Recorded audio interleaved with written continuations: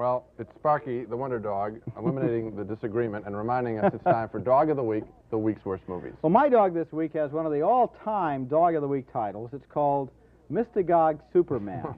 Now, you figure with a title like that, the movie's going to be about something special, and Mystagogue Superman sure is. It's about a struggle for the Buddha's 18th circle of knowledge, the ultimate kung fu technique. Didn't realize the Buddha did kung fu, but see this movie.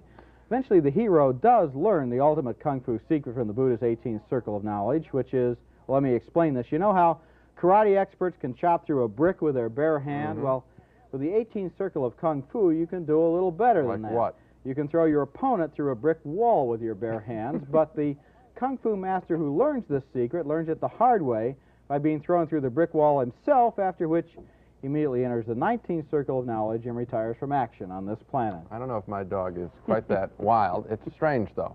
My dog this week is a swinging wife, which I saw at a drive-in, and it turned out to be made in Europe in 1974, sort of skin flick. We get TV-style man-on-the-street interviews with women who talk about why they are willing to have affairs with other men, and then their stories come to life. The one that I like the best, and this has to rank with the strangest scenes I've ever seen in a movie, is the story of a traveling salesman who sells dirty magazines along with the complete works of Thomas Mann. And sure enough, he sells both to one woman before going to bed with her. The moral of all this? You never know what you're going to see when you go to a drive-in. Amazing. If Thomas Mann gets a little bit thick going, just turn to the dirty magazine. Well, look, here's a newcomer to the bad movie beat. It's Zeke, heralding the Dogs of the Week, the week's worst movies. What a face. Well, Gene, my dog this week is... You talking about me or the dog? Yeah, both. Terrific. My dog this week is named Humongous. It's about a bunch of teenagers who go joyriding in a yacht, and then one of the kids freaks out and starts driving the yacht around in a circle, piles it up on some rocks, and they swim ashore to an island that's inhabited by a cranky old lady and a lot of mad dogs. Now, that doesn't sound like a lot to happen in the first 10 minutes of a movie, and it doesn't. The fact is that in this movie, it all happens in the first 40 minutes. The mention of the mad dogs disturbed Zeke there. When the freaked-out kid is at the controls of the boat, they spend at least 10 minutes just telling him to watch it. What happens after they land on the island? Well, let me put it this way. I saw this movie in a theater in Times Square in New York, and what happened then was the sound went off.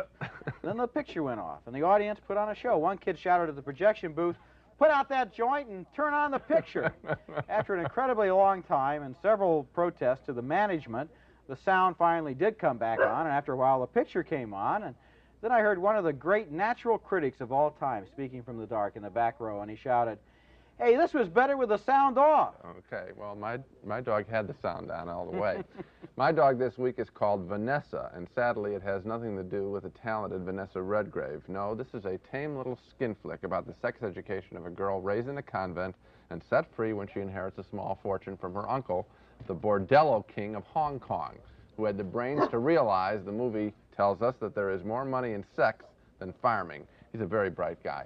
Vanessa is more of a travelogue than a sex show, and what sex there is tentative, nervous, and unerotic as this young heroine battles a ruthless lawyer and a sordid hangers-on. I think Zeke wants to see Vanessa, and he is interested, obviously, in her body and her fortune. The whole skin-flick business seems to me to be in a real rut of late, and Vanessa is one of the reasons why. Thank you, very much, Zeke. You give certain dogs a chance and they'll go crazy on a show like dog, this. I think he wants overtime. So much for the dogs and so much for Zeke. Oh, here he is, lumbering into the balcony. Good old Zeke the Wonder Dog, right, here to help Zeke. us pick out the Dogs of the Week, Stay the right week's here. worst movie. Stay right with me. Now, my dog this week, there he goes, is Garden of the Dead, a truly laughable zombie picture in which a bunch of inmates in a California prison become addicted to formaldehyde vapors, and during a prison break, when some of the formaldehyde is spilled on the prison graveyard, all of the dead former inmates pop up out of the ground, perfect shape, and begin terrorizing just about anyone who isn't a zombie. The dialogue is all a joke. The formaldehyde sniffing scenes are an even bigger laugh. This film has nothing on reefer madness. And the prison is guarded by, get this, fat guards and a thin fence. I think they would have done better if it had been just the other way around. One nice thing about this dog, though, Garden of the Dead is the shortest dog I've ever seen, only 58 minutes, and I'd like to thank the producers for that. Yes, thank you very much. My dog this week is Seed of Terror, a movie that's just now going into release around the country, although my research indicates that this film was originally titled Grave of the Vampire, and it was finished in 1974. Now, you might ask, how did their marketing strategy require that they wait 8 years to release this film? If you've seen it, you wouldn't have asked that question. They rushed it in the release. Seed of Terror is about an immortal vampire who rapes an innocent young woman on a college campus, and the doctors warn her that her baby isn't human, but she doesn't listen, and she doesn't even think it's peculiar that the little kid turns out to like blood better than milk. She just fills up a baby bottle with blood, which little Tyke likes just fine. Meanwhile, William Smith stars as a graduate student of folklore whose research reveals that a famous 18th century vampire is alive and living on campus and, in fact, is teaching the folklore course. Now, I don't think you better go to see that professor after class. Now, before we get on to the recap of the movies, there was an unfinished dog business we have.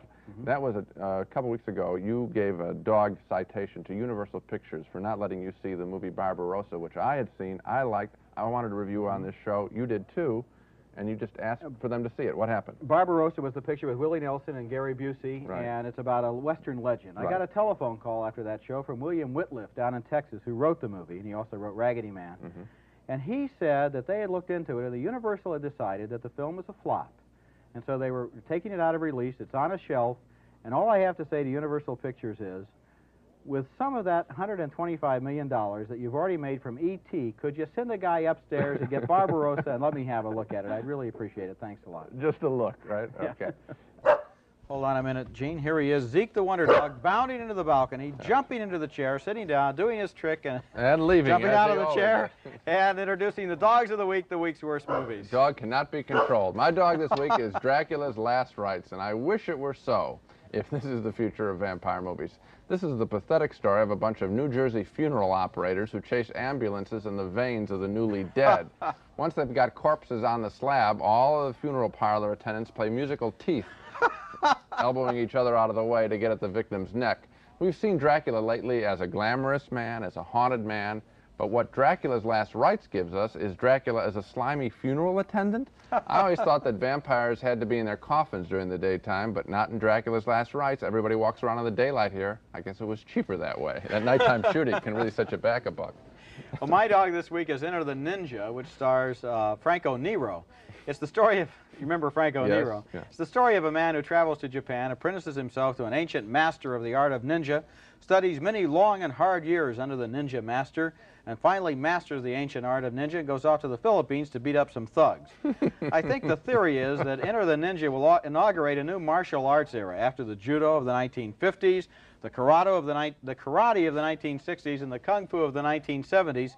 Here comes this utterly new and fresh martial art. Well, I wish him a lot of luck, but no matter whether you call it karate, kung fu, or ninja, it all seems to boil down to people chopping each other up with their fists of vengeance and flying feet of revenge. And as for Franco Nero, remember him? He started out in Camelot as Sir Lancelot, and here he just uses his feet a lot. Well, here he is, unpredictable as always, Zeke the Wonder Dog, Nice, leaping into the balcony to announce the dogs of the week.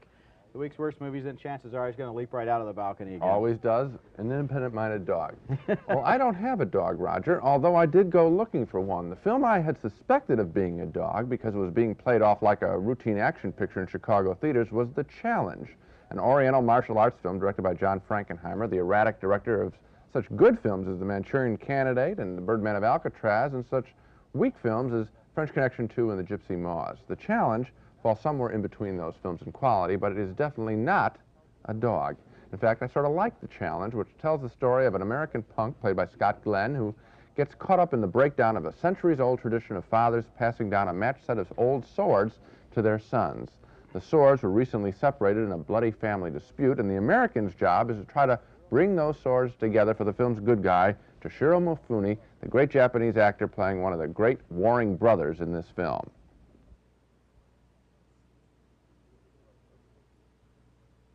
いよその時が来たようだな。仕方あるまい。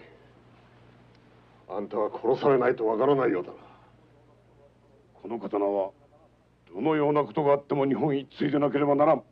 刀は日本とも私のものだ。あんたは名誉のために死ね。それが望みだろう。 The film has action scenes, memorable characters, and a strong code of honor and tradition, so I expected a dog and ended up having a fine time at The Challenge. And surprises like that are one of the greatest pleasures of moviegoing and film criticism. You like Barbarossa, my recommendation? try the challenge. Okay, but I did not have a surprise like that. I found a dog. In fact, this week I've arrived at some kind of a milestone. I think I've discovered the single most inept, improbable, inartistic, and inane dog of the week of my entire career, and it's called Frankenstein Island. It stars John Carradine and Kamer Mitchell and other people who ought to know better in a completely bizarre story about these hot air balloonists who crash land on a mysterious island. They meet a lot of girls in leopard skin bikinis who do snake charming dances. And they learn that the island has a weird electrical force that causes their hands to burn painfully whenever they mention the words Kansas City or Miami. The shipwrecked balloonists meet a woman. Frankenstein doesn't like to be reminded of the places where he was unhappy. Then they meet a woman in a low-cut gown who introduces herself, says, "Hi, I'm Sheila Frankenstein, but I don't like to use my married name." Well, who can blame her? You know, the greatest thing in this movie is first you see stock newsreel footage of balloons about a mile up in the air. Right. Then you see these guys walking over over the beach saying, "Well, my balloon crashed." You know, you never actually see the balloon crash. Okay, that saves money. Now let's review the main movies on the show.